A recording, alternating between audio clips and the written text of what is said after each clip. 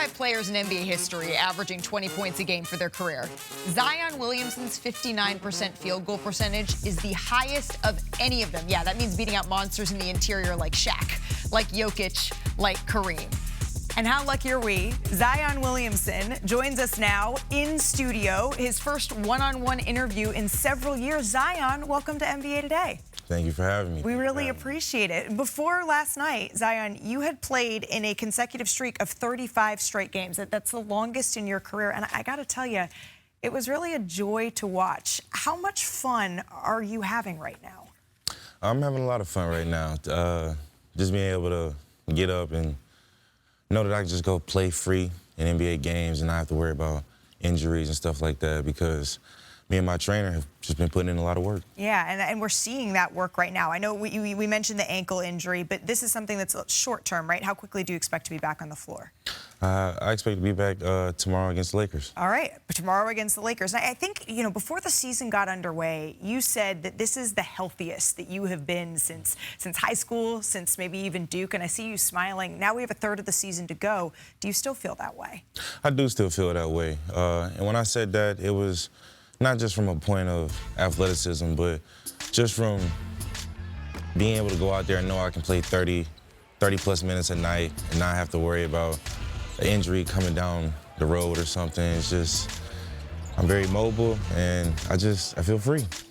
You keep saying that word free, and we're seeing, and the smile that you're giving us right now, I see that, I feel that, and I think back to the best basketball I think I've watched you play. I think it was probably 2024, right? You played 70 games, and then we get to the play-in game, and you were flying. I mean, you had 40 points in that game before you went out with a hamstring injury. Where do you think you played your best basketball? Man, that's a good question. I feel like I've had different stints. First, second year, I feel like I had good runs. My fourth year, when I made the All-Star game. But that year where I played 70 games, that was the most games I played in the season. But I think my development and growth throughout the year, I got better as the season went on. Yeah. And it was dope for a chance to be able to just be out there with my guys for 70 games, just experience road trips and not have to be rehabbing the whole time or something. So it was definitely a great experience, but I would go my fourth year. I would say my fourth year and my fifth year. Fourth and fifth year. How close do you feel to that best basketball standard now? When I say the best, we were winning. I feel like when you're winning, it just benefits not just yourself, but it benefits the whole team. Yeah. So when you're not winning, it just, even if you're putting up decent numbers, it just doesn't feel like your best because you're not winning games. Right, you're still trying to put it all together. You mentioned you're working with a new trainer. What have you changed maybe in your diet, in your routine, in your training that has allowed you to put together this streak of 35 games? I mean, just the consistency of staying on top of all the small things. You know, we always do treatment every day. The things we work on. Really, it's a big reason why, like, when I say the word free, like, I'm mobile, like my muscles aren't tight, like I feel loose. And when I'm on the court, there are times where I'll get subbed out and I'll look at my coach like, do I have to come out the game right now? And I think that's the point where I'm like having fun with it, because I don't want to come out the game. There are times where I'm like, I really don't want to come out the game because I don't feel tired, and it just feels good to be on the court. Can you contrast that, Zion, to before? You're saying, I don't feel tired. I'm not raising my hand to come out of the game. Were there times where maybe you had to?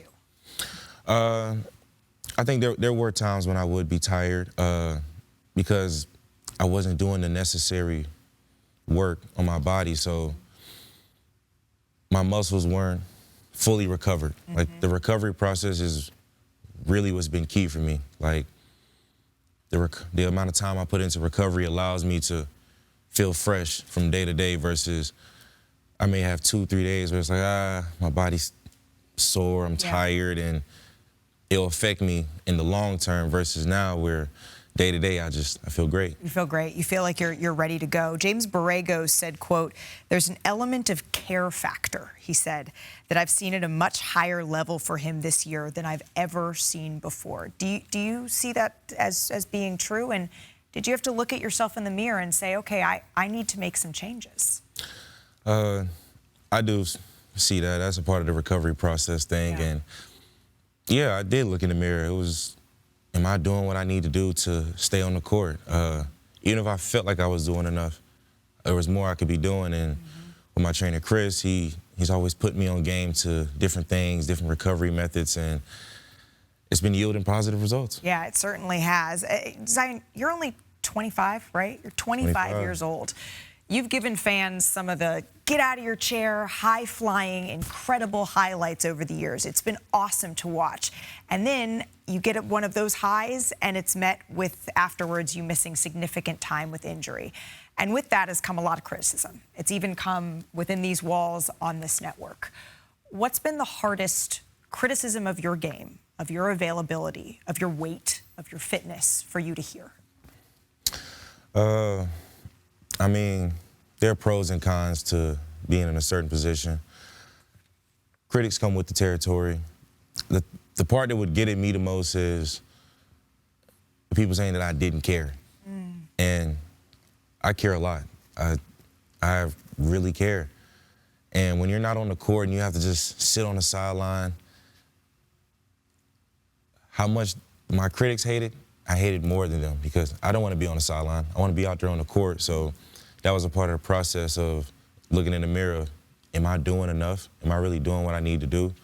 It did a lot on my mental, but it also helped me grow as a pro. So I would say it's a blessing in disguise when you're looking at stuff like that, just trying to stay positive. I appreciate your perspective on that. Do you think that you got a fair shot? I try not to view it like that. Okay. I'm more of a, master your own fate kind of person. So I'm gonna control what I can control, and if I can make it happen, I'm gonna make it happen. Invictus, I am the captain of my fate. I am the master of my soul. How steadfast is your belief now that you are still that franchise cornerstone piece? I have the ultimate belief in myself. Yeah. Now, it's just going out there and making it happen. Like, if you don't make it happen, words only mean so much. So I have the confidence in myself. Like, I really believe in myself. So I just got to go out there and make it happen. I feel that belief from you. And when you first were drafted, you had the famous line in the white suit to the city of New Orleans when you said, okay, what'd you say? I said, let's dance. Let's dance. And 7 years later, that tango is still continuing. Not just a franchise cornerstone, period, but what does it mean to you, and what do you want to reavow to New Orleans to be their franchise cornerstone? New Orleans is home for me. I know people hear rumors, hear different things, but New Orleans is home for me. Like in the off season, I stay in New Orleans and just move around the city, just getting to learn more about the culture. I've made a lot of friends there, and New Orleans, I know I'm saying a lot, but New Orleans is really home for me. So I want to do what I can to help New Orleans win. Yeah. So, because if you can win a championship in New Orleans, I mean, if you look at the impact Drew Brees had with winning the Super Bowl, you're forever. And who doesn't want to be forever? Absolutely. And so for you, New Orleans that is where you are, that is where you're focused. But as you said, this season has been taxing for you all. You are finally starting to get healthy. You're starting to string together what you think this lineup of the future can look like. Where do you see this group? Because there's not a lot of outside options to improve. You guys are going to be improving from within. Where do you guys see the next steps? Right now, we're just building habits, building our own identity, because like you said, we've dealt with injuries, coaches changes. We just dealt with a lot. And even despite all that, our energy is still high. We still have a positive locker room, and it's not, man, like what's next is, no, guys, like how can we build from this? And it's certainly, that seems like those are the next steps for you all to take. You haven't played, Zion, in a playoff game in your career. You've watched your guys do it. How much desire, hunger do you have to get that experience of playing in those meaningful games? I mean, I have a big desire for it. You know, I did have the opportunity to watch my teammates play against the Suns in a playoff series a few years ago, and even though I wasn't playing, the environment that the playoff series brought, like especially in our home arena in New Orleans, the energy was electric. Like, it was loud. Nothing like it.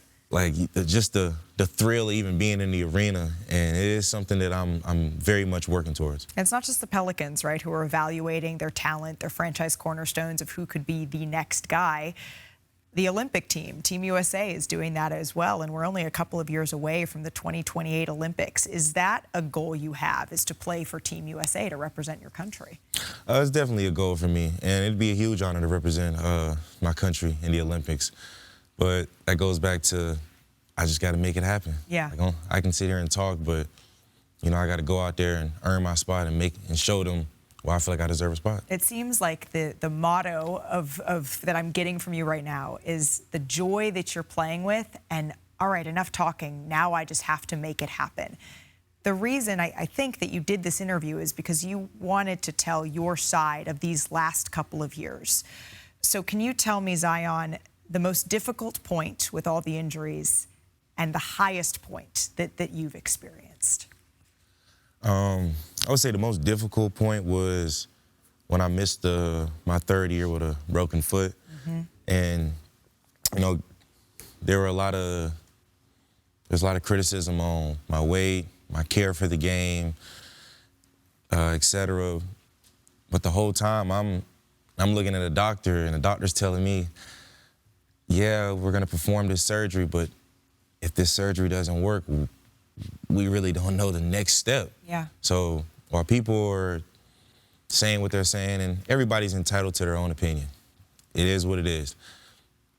I'm in Portland rehabbing, not knowing if my foot's going to heal. Mm-hmm. I'm sorry. And it was frustrating. It was very frustrating, but I was low.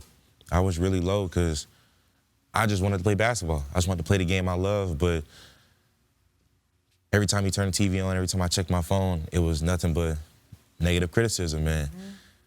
At the time, it did a lot. Like I said, it did a lot, but it was a, you know, blessing in disguise, and, you know, I learned from it and I grew from it. It's not just where you're aiming to go, it's kind of the mountain, Zion, especially with that on-the-court criticism that you've carried over the last couple of years.